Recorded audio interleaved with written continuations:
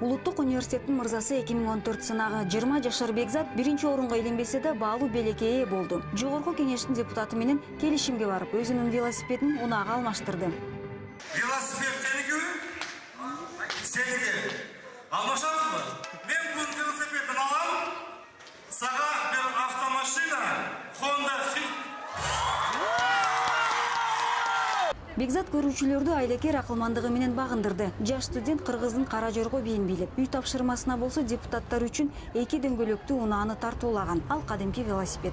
Кыргыздар велосипедти аз тебебиз да. Велосипедти тепсек, бул эч ким утулбайт анданчы. Биздин ден соолугубуз таза болот эле. Велосипедтин укмуш жасап алып, анын аркасына желек тагып койгом, анан желек тагып депутаттар силер тепсеңер, демек бул анан атай мыйзам чыгарып койсоңор, велосипедке желек тагылган бул чоңдордун велосипеди деген сыяктуу кылыпчы.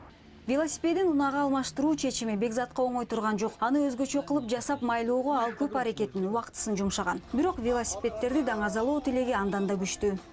Бул машина мен үчүн бул жашоодо маанилүү эмес да. Мен алмашам деген дагы бир себебин айта кетейин.